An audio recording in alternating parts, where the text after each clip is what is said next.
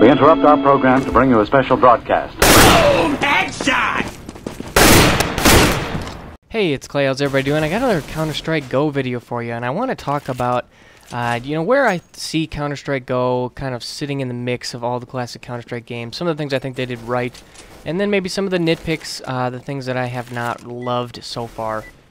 Because I played a lot of Counter-Strike Source, and I am really excited about CSGO and some of the things that it changed and tweaked. I think it was a really great update.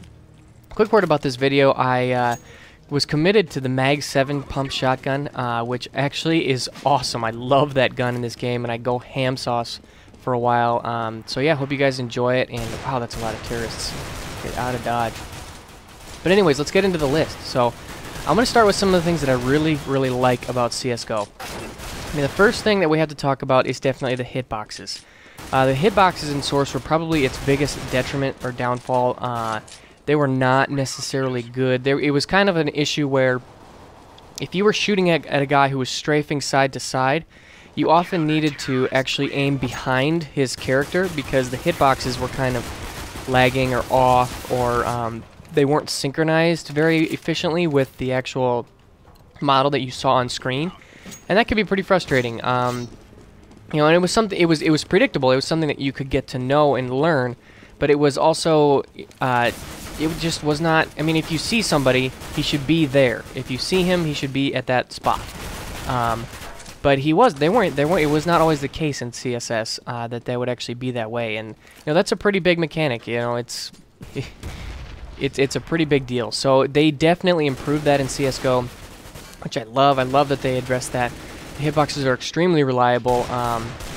And it just makes things, it just allows things to be more precise, more predictable, less games or gimmick work. I think a lot of people in CSS struggled with, learning the guns, learning the recoil, because you shoot at something and you wouldn't always hit it, and you don't always know why. So it makes the game more reliable. I think it'll make it a little bit better, both for newer players and for experienced veterans, because having something that's reliable, something that is consistent, is good for competitive play, because then you can be skillful with that consistency.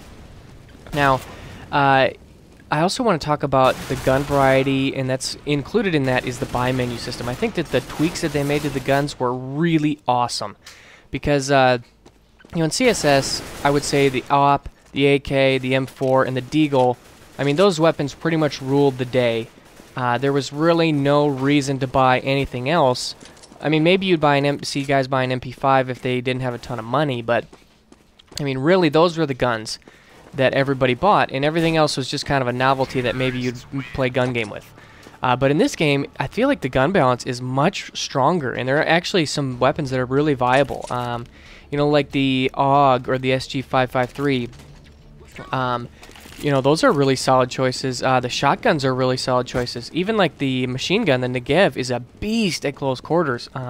So you have choices now, whereas before, sometimes you'd feel pretty limited with, what guns you had to use, and that could just get a little bit repetitive. And then when they combine that, there still are strong weapons, but they have, with the money system, way that the money system works, how, for an op, you only get, what is it, $25 per kill, which is almost next to nothing.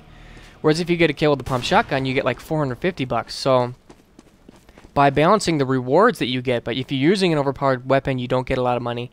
If you use an underpowered weapon, you get a ton of money. I think that is a really cool way of balancing the guns. Because you don't necessarily want all the guns to be equal, but you can use some of these other mechanics to bring balance. Just so that, if there is a good gun, you have to work really hard to get it, and it may not reward you in the same manner. So I really liked the things that they did of that. And also, you have to mention in that is that they did not go overboard and totally change things. They didn't, one of the things I've seen in Battlefield 3 is when guns are really good, DICE tends to nerf them into oblivion to the point where they're kind of worthless. And I've noticed that with CSGO is they kept a lot of the good weapons and the good weapon recipes. The Deagle is still the best pistol. The M4 and the AK are still the best, assault rifles, and that's not going to change. But it's really cool to see that they paid homage to CSS and how good those guns were. but they just made some updates and some tweaks to kind of improve the system, which I really like. I really think that's a cool way of doing things. And I'm glad that they didn't go just as this complete overhaul. You know, another thing is I feel like you die a little bit slower, which I think is a good thing. You know, I don't know if it's the recoil or the weapon damage values, or maybe it's just a placebo effect, but I feel like it takes a little bit longer for people to die. You know, in CSS, it was very twitchy. It was very, you know, if you made a mistake, you were done. You were dead. You know, maybe that could be that, you know, people in CSS got so good at the game that they just knew how to pound headshots so quickly. You know, that's still true here in CSGO, but I feel like it just, you have a little bit more of a chance to kind of move. You know, your positioning, your movement is extremely important for getting kills and for avoiding getting killed, and I think that that is really a good thing. So it's not all about your aim, but it's about your movement as well. You know, and I think as a whole, they just did a really great job at updating and tweaking a really classic recipe. So let's just talk also a little bit about some of the negatives that I've noticed, some of the things that I, you know, maybe, and I'm going to call them nitpicks. I'm just going to call them nitpicks, because they truly are really just nitpicky type of things, and how I went off there. Okay, so first of all, I really don't like the glass. I feel like anytime I run through a window or have to look through glass, it just is a huge pain. And maybe that was intentional, but I don't know, it just is really obnoxious and annoying to try to have to get through glass. Sometimes you can't see very well, sometimes you can't. I just don't care for the glass. Sometimes you can't jump through it. I wish that it was more transparent, kind of like it was in CSS. I think that the AK, some of the tweaks that they made are not my favorite. The sound of the gun is kind of annoying. It sounds a little bit more tinny. Whereas I remember, you know, in CSS, it sounded like an absolute monster. I mean, it is probably the most powerful weapon. You know, you can get the one-shot headshots. It's not quite like the hand cannon, like the Deagle, but it's got a ton of power. And I feel like in CSS, the sound of it was more representative than it is in CS:GO. And you know, and with I think that they changed the way that the recoil patterns work. I know that in CSS, your first 2 shots with the AK were always spot-on accurate. Whereas I think now in CS:GO, from the testing that I have done, I have no, you know, total confirmation. But from the testing I've done, it's only the first bullet really that is completely accurate, and then other than that, it kind of sprays off. So, you know, just a bit of a tweak to the recoil, which, you know, maybe that balances it a little bit better, but you just got so used to the AK and CSS that it's kind of annoying. And also, I have to talk about the M4. I miss having the suppressor.